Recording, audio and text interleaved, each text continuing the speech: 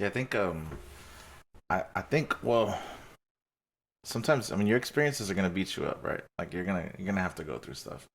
And how you come out of those is who you are. Like it just speaks about who you are as a person. But honestly, people have gone through some bad shit, and apparently Betsy has gone through some stuff too. Um, I don't mean to just keep bringing her up, but we're on the topic of how things or what we've noticed about Mm-hmm. last week. But yeah, I mean, you're a product of your environment, in my opinion, and you learn from it, and you just try to move forward and do the best you can so you can avoid that again. That's how I live life. I mean, that's just me. Um, I understand what you're saying, and I used to have your mindset. But one time I got picked for jury duty, and there was a guy that killed his baby allegedly, and he the baby fell out of the crib, but it was questionable on whether or not he killed her. Like, did Mm-hmm. he push her out of the crib? Was the thing. And I didn't get details of the case. I don't know what it was, but I looked at that kid's eyes when I got picked for jury duty, and I thought to myself, that dude didn't kill his kid. Like, you could just tell. You know what I mean? And everyone else, the moment that case came out, everyone else was like, he killed his kid. You know what I mean? But I Mm-hmm. looked in that kid's eyes, and I can tell you he did not kill his kid. How Like, were you so sure though? I wasn't. I'm not. I'm just telling you the feeling I got. And Mm-hmm. I didn't look at him. I asked him a few questions because I let the jurors ask questions. And I asked him a couple of questions, and all of the questions he answered, um, all of them had feeling in them. I guess you could say that. That it wasn't like I rehearsed this. It's black and white. Everything had emotion to it. So when he would talk about how the baby felt, he tied his how the he and the baby were communicating at that point. Like he was talking about shit that if he's a killer, he's a vicious fucking killer. Because he was talking about like that morning I had woke up, given her bottle, she looked at me. We do this every morning. She's looking at me, whatever, whatever. And I was like, oh, there's emotion in this. Like there's that. And then he breaks down a little bit. And then he starts talking a little bit more. Like by the point it got to the trial, he had already been beaten up about it. So he's kind of desensitized, and I could tell that. But I remember saying, back to my point, I'm sorry, but I remember saying, I don't think people are a product of their environment. Because what the defense was trying to say, before he could tell his story, the defense was like, he grew up in foster homes, he did this. They were already setting up the defense like he's a product of his environment. His parents abandoned him, he did this, he did that. Instead of he didn't do it, they were saying, we're trying not to give this kid the death penalty. You know what I mean? Mm-hmm. And I could tell that I knew what kind of fucking lawyer he was. He was just that shitty fucking lawyer that always tries that bullshit defense that no one's going to buy, but it's your Hail Mary. Mm-hmm. And I could tell the difference between the quality of character in the lawyer and the quality of character in the guy that's being convicted of killing his kid. So when I stood up, I said, I don't buy into him being a product of his environment. My wife grew up in pretty fucked up circumstances. She's a wonderful fucking human being. You know what I mean? And then I said, it's how you manipulate your environment, the things that are coming at you, how you play your cards that you're dealt. You can't control that, so you have to play them. Mm-hmm. And we all have to play them. And so what I said is ultimately, I could not be in favor of killing this kid because I'm not even sure he killed his kid. You know what I mean? So I can't kill him. And he's the one that has to suffer for the rest of his life with this child's death. Right or wrong, whether he did it or he didn't do it, that is a harsh punishment that this kid's going to have to live with for the rest of his life. I'm not saying if there's neglect involved that he's not responsible. That's a different story. What I'm saying is I'm not putting this kid to death because he killed his kid, not someone else's, not any. It was his kid, and he has to live with that whether he did it or not. And that's how I felt about it. Really? Yep. I disagree completely. The only reason is because there are actors on screens that can convince me that they're going through really, really emotional things, and it messes with your mind. If the actor is good enough, Russell Crowe is one of them. In that movie that we just talked about before this, A Beautiful Mind, he was on the freaking table on the like where they had him in restrained, and he had that thing in his mouth so that he doesn't break his teeth by clenching so hard. That treatment or whatever was going on, I don't even know what that is, but for schizophrenia, apparently. I mean, his acting in that movie right there could convince you that he was actually going through it. And I thought that was, I give people credit where it's due, and I thought that performance was an amazing performance from him. I get what you're saying. But I'm saying it's not always, but I feel like this person, this child or kid, whoever was guilty or whatever, convicted of murdering his son or kid, he had a briefing with his attorney telling him, the moment we're out there, people are going to be watching you. So you need to be prepared. You need to have all that. And he's already that's what I said. Desensitized to some of it. But that... I feel like his responses were that way, too, with you. With everybody, you know? But I'm telling you, it's the difference between an actor and a real-life person that's going through something really traumatizing is the actor gets to say, cut. And that whole time we were in there, so it was all of us jurors, we're all asking him questions, so we're just rapid firing. Yeah. It was not, there was no acting, bro. You don't think so? Okay, if he did it, fuck me, right? But if, from what I got, there's no way I'd put that kid to death because there's reasonable doubt that he didn't do it. See, that speaks differently. Because if there's reasonable doubt, I think that maybe a lesser term would be sufficient. For neglect, sure. Like, and they got to work their way down the line. They have to say, was it manslaughter? Was it, and they got to keep going until, and that poor kid has to go through them hurdles. And I'm saying poor kid because of the way I felt. That's just based on that. Because if he's a fucking killer and he killed his kid, I mean, he's a psychotic son of a bitch. And they're out there. Yeah. Don't get that twisted. But I'm saying, like, if he's that psychotic, maybe I let a psycho go. But I didn't let him go. I was just like, they dismissed me anyway because they were like, you don't believe people are products of their environment, get the fuck out. So they dismissed me. Yeah, man, there's a lot of shit like that goes around. But I'm just saying that I think that he had the same opportunity that Russell Crowe did whenever he's acting by the briefing before the hearing or before being exposed to the jury, and then the moment that the door closed behind him in the live public courtroom.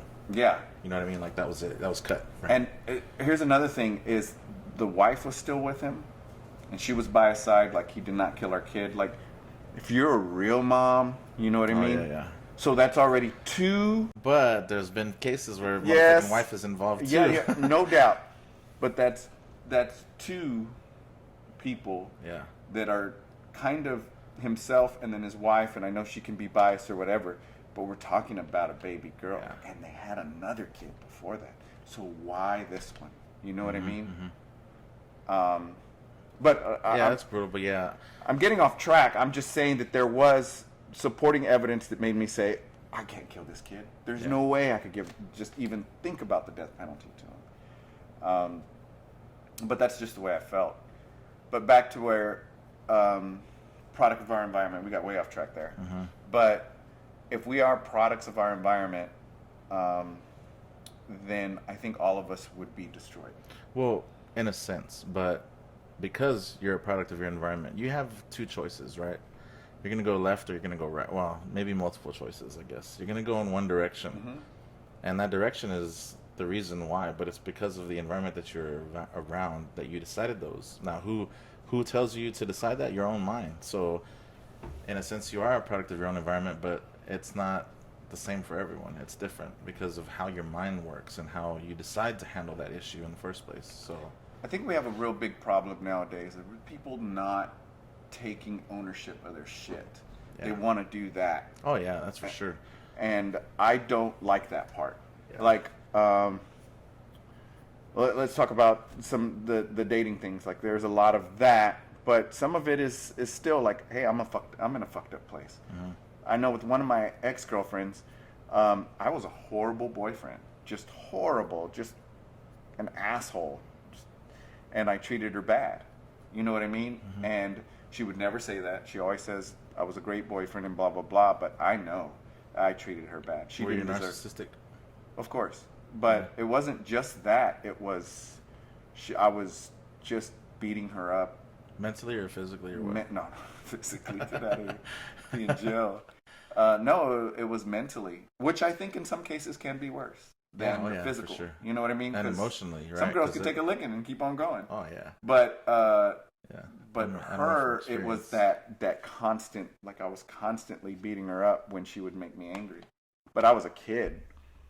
But I learned a lot from that relationship, and I tell Ollie that I'm like, you're lucky I went through that because that guilt came in.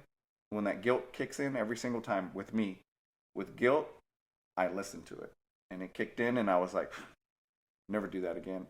And even now, like, I want the very best for that girl. If she were to come here and be like, hey, I need this from you, and I knew she needed it, I'd give it to her, no problem, because I want her to not think of me in that light, because she didn't deserve it. That's just how I felt. Maybe she did. Like, we fought a lot, so maybe she did. I don't know. But for my character, I have to reconcile that. Do you look back at your relationships and be like, man, I can't believe that girl put up with me because I was that and this and that, and